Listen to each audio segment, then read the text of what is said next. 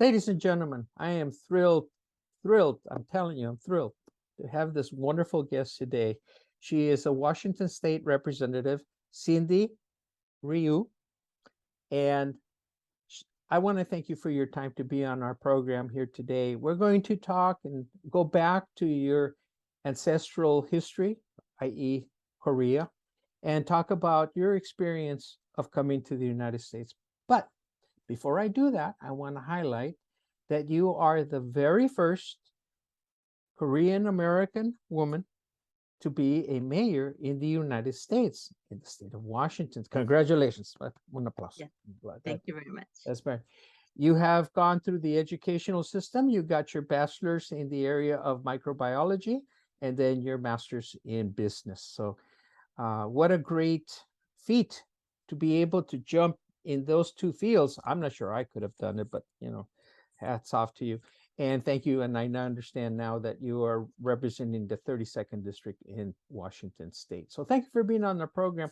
And I'm not going to read all your bio because we'll be here all day. You have a wonderful, wonderful background. But let me sort of begin and give the backdrop and shows a little bit more of the picture behind me. The Korean War, 1950-1953, part of the Cold War, an area that I cover a great deal and extensively.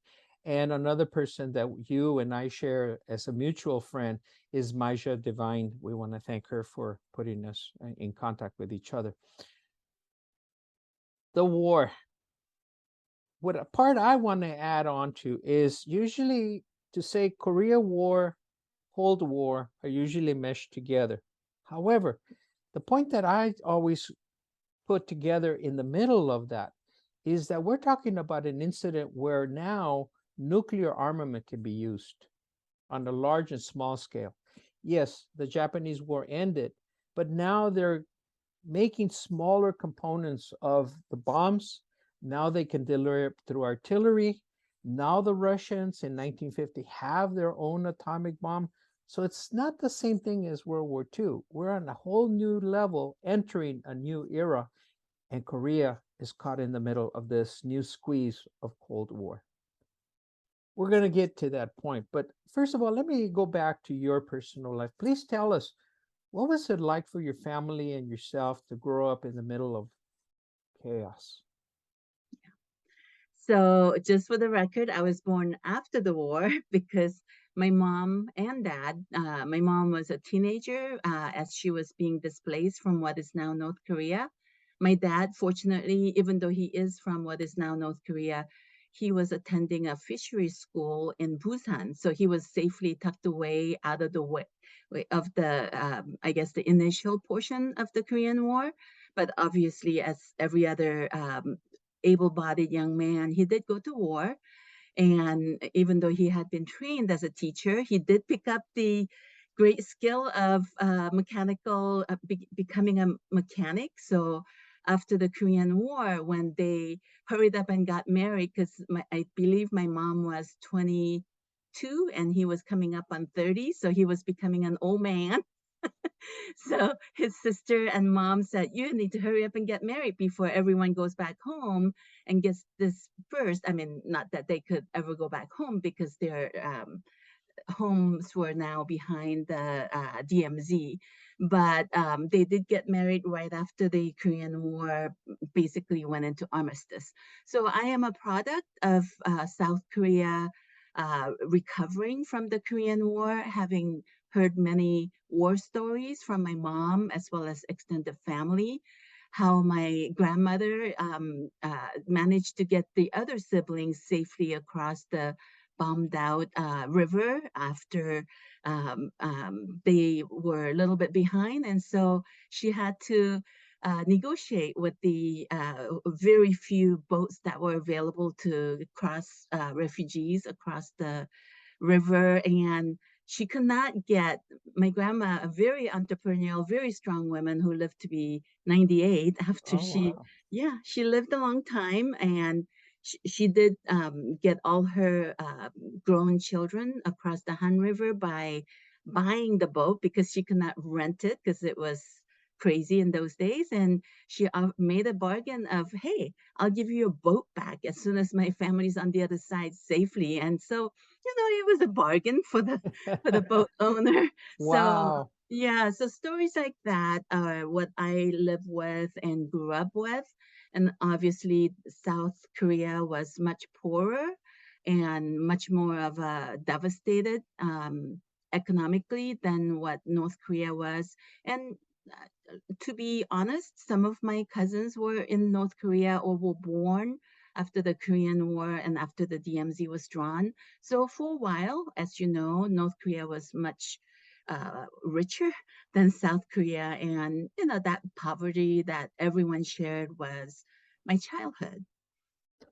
It's interesting to read the history, and I'm sort of, I admire the culture of Koreans, being that for more than 100 years, the country being squeezed between China and Japan, being dominated, pushing up, pushing down, and yet the people retained their culture and their language as well, and never converted over to Chinese, even though they may speak it, but they never converted over to China. It's Chinese. They stay Korean. Yeah. And that was in spite of my mom remembering how even after her dad had basically sheltered them by moving them to Shenyang, and toward the end of the war or occupation, the Japanese government was desperate. And so they even forced children to no longer speak Korean, definitely not in the classroom. And they were given little, I guess, tickets. So if they were turned into spies against one another. So if a child started talking in Korean, they could basically remove their ticket and then they would be punished for speaking something other than Japanese at school.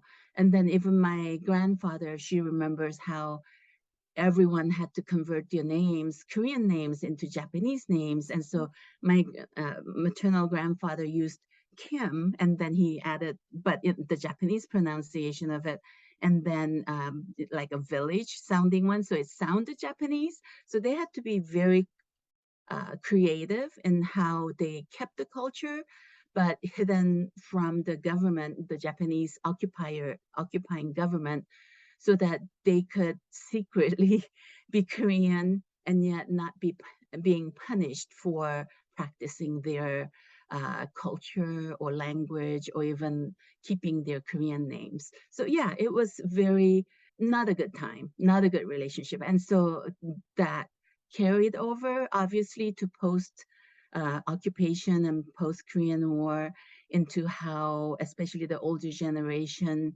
did not trust the Japanese people, never mind the government. And so that was a lot of healing and a lot of educating of one another. And obviously, we see that with comfort women issues that's still ongoing. That one is an area that I'm covering with Maisha, and we're still opening up new doors in that area. So we'll follow up with that as well.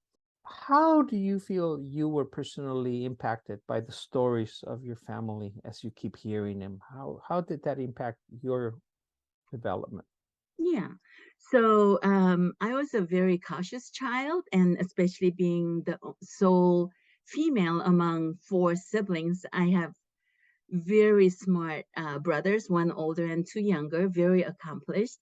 And so I remember being scared all the time, probably hearing all the war stories, even stories about how, and these are real stories of how, as moms and dads were evacuating North Korea, running away from the communist invasion after they had survived the Japanese occupation, how parents with babies on their backs and trying to carry their toddlers, how some of them, if they cried and they got caught, the entire family or the entire group would be decimated or recaptured and sent back north.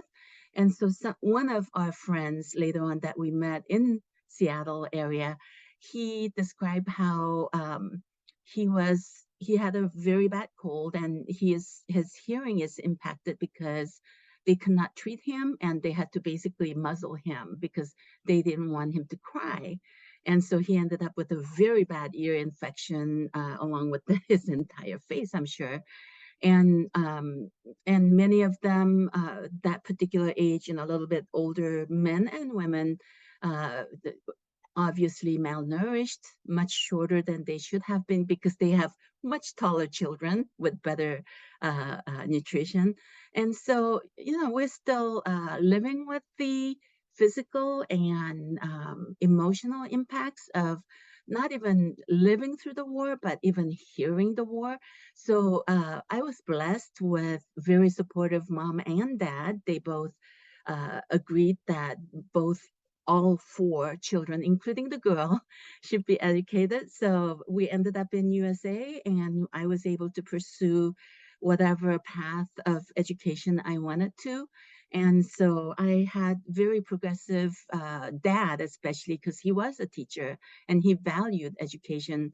And my mom, who was always excelling in school, had to stop her formal education in basically junior high, middle school years. And she always was missing that formal education. So she also emphasized education for each of her children. So it ended up being great. However, yes, I did struggle with having fear, nightmares of packing up, running away. Maybe it's part of the immigration story I have, but probably mixed in with the war stories. Fortunately, I became an insurance agent. And so between the MBA in operations management, which helped me to basically resolve and operationalize any um, crisis, and then becoming an insurance agent for 24 years, that helped me mitigate and basically find ways to lower risks or buy down risks, really helped me to address those basic, I guess, learned instincts and fears that I suffered from for so many years. So I am doing much better now. Thank you. Do you see the scars still deep on some of the family members that are still alive today? And if so, what are those symptoms that you see in them? Yeah, definitely. My mom's still alive. She's 89. Fortunately, she was one of the very few because she was an American by then when North Korea, I believe it was 1991, 92, they opened the doors because they desperately needed the American dollars. So they invited US citizens of North Korean descent. Hey, if you can describe yourself, and we'll be opening the I guess applications from the your relatives in the North Korea residents, and if there's a match, you're invited not through South Korea, but definitely through Beijing to come and visit and try to do a reunion. She was one of the very few who succeeded in matching. She described in detail her three siblings that had been left behind, her older sister and then two older brothers. And unfortunately, her sister had already passed away, but she was able to meet her two older brothers. And if not all, most of her nephews and nieces that were either born shortly before my mom evacuated North Korea or after the DMZ was drawn. So she was able to get back in touch with them, visit with her two remaining siblings after absence of more than 40 years, took some pictures with them, was able to, I mean, I tried to pack up, I was thinking of, okay, refugee kind of a, care packages. And she was saying, no, I don't want to carry all this, but I made her carry, clothing and so on. But really what they needed was the American dollars. So she took quite a few thousands of dollars and gave, depending on the rank, her siblings got a lot more money, and then my cousins got hundreds of dollars.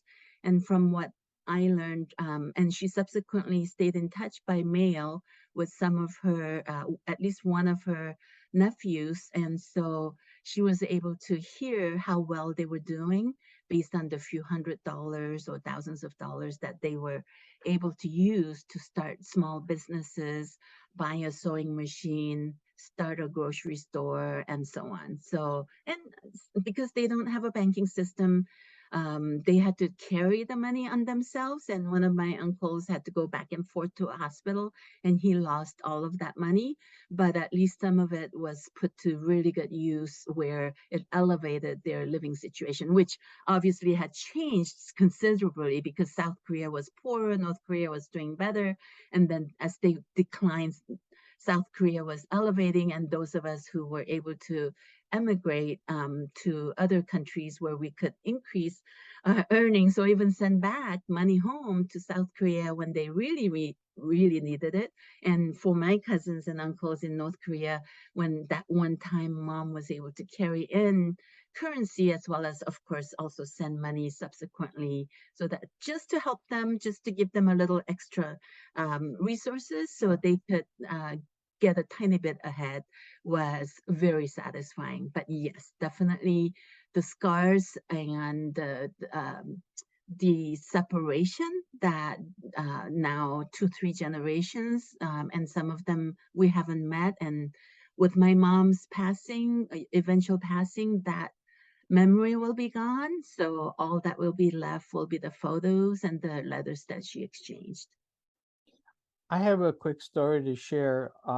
At one time, I was teaching at a high school, and all the instruction was in Spanish. I get a phone call from the office that says, "We have a student to send to you." And I thought that's sort of surprising because they just usually walked into my room. I said, "Sure, send him over." So when he walks in, I look at him and I look at him and I think, he's Asian. Why would they put him in my classroom? It's all Spanish, you know? So brilliant young man. He walked up to me and he said, "Hola, Señor Sanchez," in Spanish. And I said, "Okay, I'm confused. Get me up to speed." And he says, "Oh, I'm from Korean descendant." He says, "But my family was in Argentina and they send me up to the US." I said, "Okay, that's cool." I still keep in touch with him. He's now a professor in Orange County here in California. So, but I just remembered somebody made a mistake here. But that sort of reminds me, the story I'm trying to get to is, I don't think we understand that the Koreans were spread all across the world because of the situation, not by choice. And I don't think I registered that until I realized that happened at that moment. How many Koreans families do you think went around the world? Yeah, the last data I saw, there's probably almost 80 million Koreans, north, south, and throughout the world. And about 10% of us are part of that diaspora of, in Korean, you call it diaspora, but obviously it's way before us. And because we left Korea when my dad went overseas to basically make a better living, because he had five, including himself, six hungry mouths to feed. And he knew between my brothers and I, the four of us would need way more money than what he could earn in South Korea, because the standard of living in the 1960s was pretty low even then. And so he went overseas to work in the Borneo jungle as because of his, mechanics, that mechanical abilities, skills that he picked up during the Korean War. He was able to work there and send money back home for at least 3 or 4. So it must have been about 5 years or more. And then eventually he gathered enough money to ask to get us one-way tickets to Brunei, which was where we ended up for 2 years. So 10%, and even before that, what I was able to celebrate was the 80th anniversary of Koreans who were in Uzbekistan that was displaced basically overnight with less than 24-hour notice. And the way that they described it, because they were living in northern Korea or closer to Manchuria, as the Japanese were making headways, and the Russians didn't want the Koreans, who kind of looked like Japanese, to flip and become fighting against them. They were basically displaced by Stalin and put on freight trains in the middle of the winter. And the journey obviously was harsh, and many of them didn't survive. And the way they were just dropped off in the middle of nowhere, and they were promised, they were farmers and they were promised seeds and food and um, tools to farm with, but nothing came. They had to somehow dig for, I guess, subs- subsistence. Some of them didn't make it, but others did.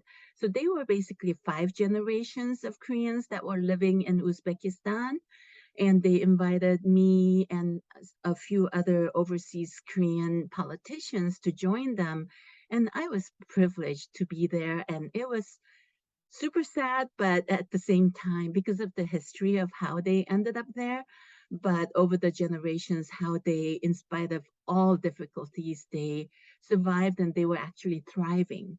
And in Uzbekistan, as well as I believe Kazakhstan and other Russian former Union, Soviet Union countries, they were trying to learn Korean because if they learn Korean and if they could qualify, then instead of earning $200-300 a month at home, just like my dad, right? So just replace names, replace countries, and it's the same economic decisions that each family makes. If they could learn Korean and become proficient enough, then they could actually apply for a 3-year visa to go to South Korea and earn, I believe, 1,500, which is at least 5 times more than what they could earn back home. Send that money home or save it all, and then if they wanted, they could renew it one more time. So they could have up to 7 years of working as overseas workers in South Korea and save all that money, go back home, live like princesses and prince, and really give a huge shot in the arm for the economy of, for instance, Uzbekistan or any other countries where the differential between earning, even as a factory worker, was much, much higher than staying at home in the comforts of, being home, speaking your own language, and not having to leave family behind. So those were the decisions that many people are making even nowadays, just Mhm. like what difficult decision my dad made so that he could rise our family above those difficult years of the 60s and 70s when people had to make a choice of which child gets educated and which child doesn't. And in those days, it was typically the oldest son. And my older brother, he's brilliant. He is an MD and he is an oncologist. So he most likely would have been educated. I probably would have been passed over. My younger brother, who is also brilliant, and he's a chemical engineer, but also with an MBA from UW and another MBA from Wharton, brilliant, brilliant man. I'm sure he would have had some level of education, and maybe my younger brother and I would have been left out of that if we had stayed back home. So I really appreciate. So there's, the good, but also the trauma, of course, of being displaced. For my parents, once from North Korea, and then once again from South Korea to Brunei, and then we were not Malay, so we could not stay beyond the 2 years as visitors. My dad could have stayed, but he wanted to stay with the family, so we had to get displaced again. And between his and my mom's passport, as my brother was aging out, they found, oh, Philippines, Manila. That's the only place we can go one way. So that's where we ended up, and dad didn't have a work permit, so we were down to like one meal a day, and I was skinny for the first time ever in my life. And never again will I be skinny again. That one I like. That one I had Yes. thought of. It's, wow, this question keeps running through my head. What was your dad fixing in Borneo? I mean, I understand it was jungle, and I know there's a railroad going through there. So, what was he fixing in Borneo? Yeah, so they had heavy machinery Oh, okay. because Mining they and were all. mining and lumber. So he he was of course much younger man, and since he's passed after he was nearly 91, but the photos he has of those days, I mean, he looks so happy. He loved the sweltering heat. He Oh. hated the Pacific Northwest. He always wanted to move somewhere warm, but the 4 kids and wife, locked him down. So he had no choice. I was gonna say yes, what I understand about Borneo, it is just an oven that's always steaming all the time. Right, Oh my gosh, right. Yeah, what a story. yeah. Let me shift gears a little bit. And the story goes, the Korean War is usually referred to as the Forgotten War. And I know that even in the cemetery in Busan, which my wife and I were happy to be there and visit, why is it called the Forgotten War? I don't know what the real reason is, but from my perspective, it is forgotten because technically we're still at war. There's just an armistice. We never ended the war. And so I ask my relatives and friends in South Korea every time we hear about, the practice rounds of and invasion tunnels and so on. We ask them, how do you sleep at night? Because we over here are worried all the time about you. And they said, if you worry about it, you will go crazy. And so we act like it's not there. We act like the invasion, even on foot, could take half a day for them to invade Seoul, right? And with advanced machinery and even things that they can shoot over the border boundary or the DMZ, yeah, they could be decimated in a flash. But they carry on. So I think in a way it is kind of forgotten so that number one, people in South Korea can leave, live at peace. Number two, because even though the DMZ is there, it's technically still a war. And then I believe the even though South Korea is doing so well and North Korea has their, whatever way they are messaging it, especially to the very constrained information. Because when my mom went to North Korea, they just couldn't believe the stories that she was telling that she could fly from between US and South Korea and she actually had access to a phone. She could ask them to come and pick her up in their own vehicles and so on. So one of my cousins apparently turned to his dad, who's my mom's brother, and said, is she telling the truth? And my uncle had to tell them, she never lies. And my mom never lies. She is brutally honest. And so in a way, it's forgotten. I guess just so people can survive, or forgotten by the history kind of covered up by the government, depending on the government. And then I think what's forgotten is the price that families paid.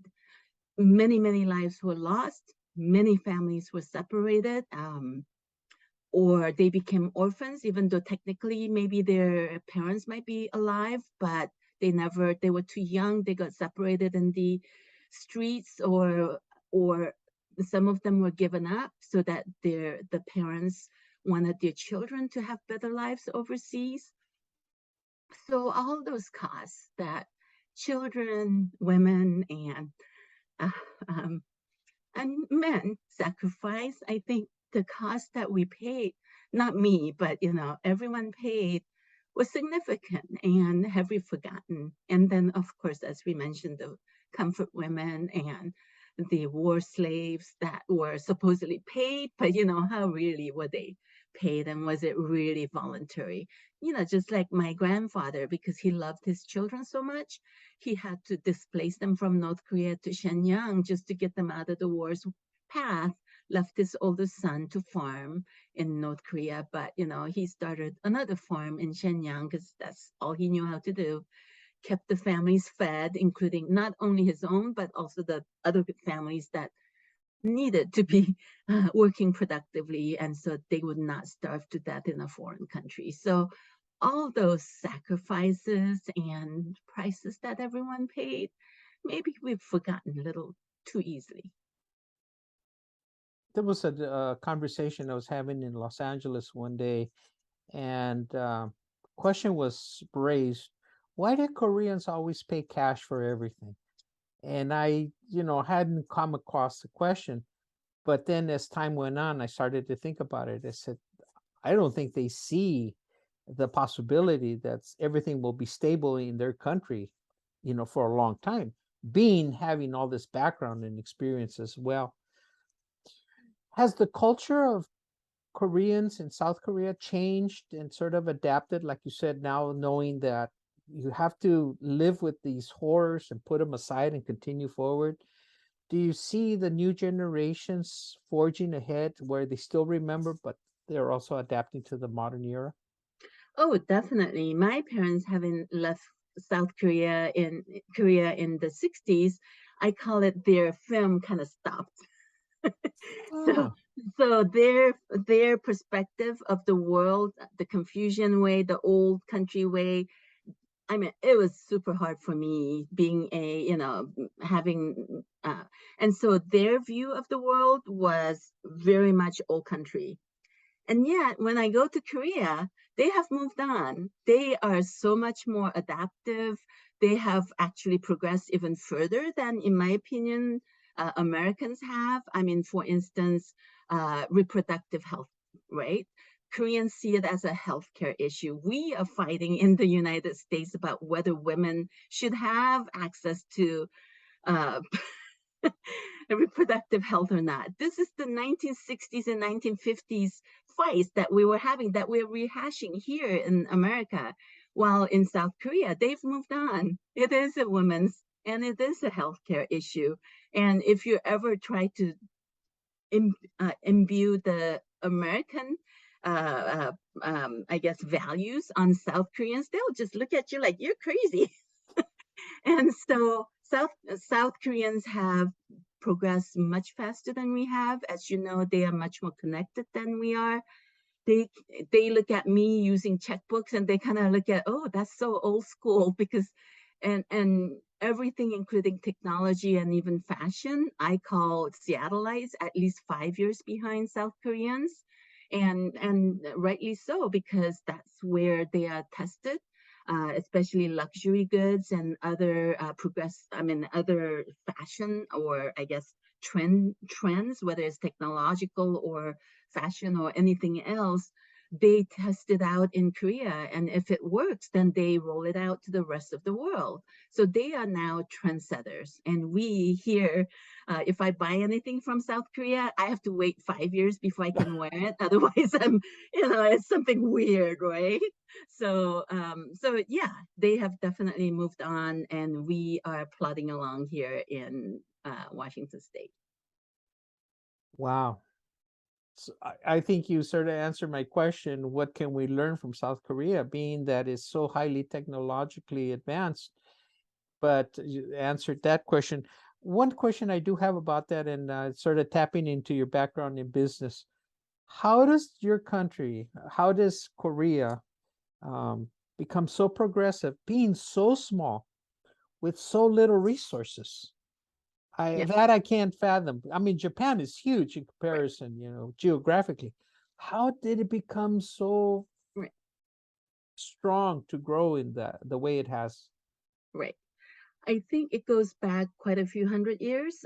As you know, Koreans actually they had a caste system. It was the landed caste, and then it was the working, basically the working people who did not own any land, and they were basically servant class. And one of the kings decided, and the only literate people were people who could afford to sit inside and learn the Chinese characters essentially all their lives.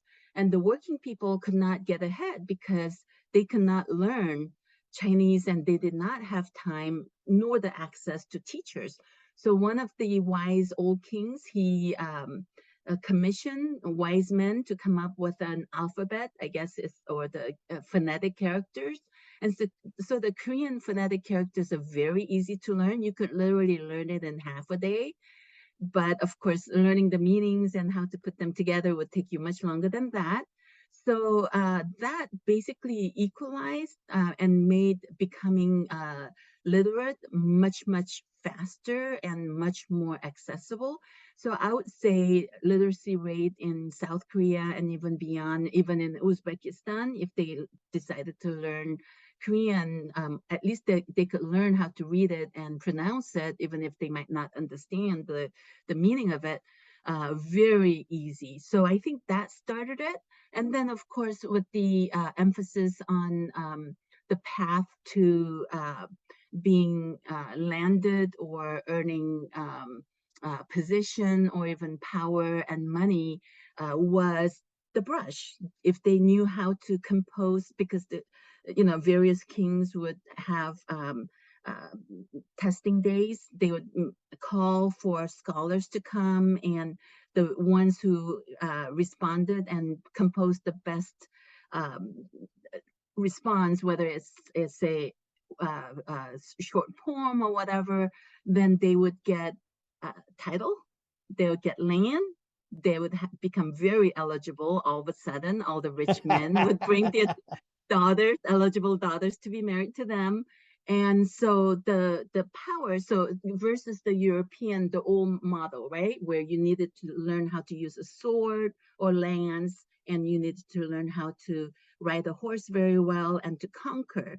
That was the European, just broad brush way of gaining power and ability to have children, even. So the Korean way, in my opinion, was much more concentrated on scholarly achievements. And so I think, in spite of all that squeezing of invasions of the Chinese and then the Japanese and back and forth, and then the UN bombing everything, I think that emphasis of scholarly pursuits and education, importance of education, and reality, right? Because of the have of the most populous half having so little land, they don't have natural resources to export like America and Canada has, or other countries have. It doesn't have huge, they have some production ability, manufacturing ability, but they're not the most populous. And so how can you produce exports that you can gain? And so you do, high value added, such as ships, high value added, like ideas of manufacturing vehicles, Samsung with all the, technological innovations, even culture. You can export culture, right? Mhm. So there's K dramas, K pop, K food. I even call it K housing. I created that, just so you know. Yay! Just the way of Sure, incorporating outdoor sure, space sure. into the family compound of having housing outside, creating the wall and the big door temun, the big gate, and then having the common outdoor space that's utilized by each of the families, just like the courtyards of the European compounds, right?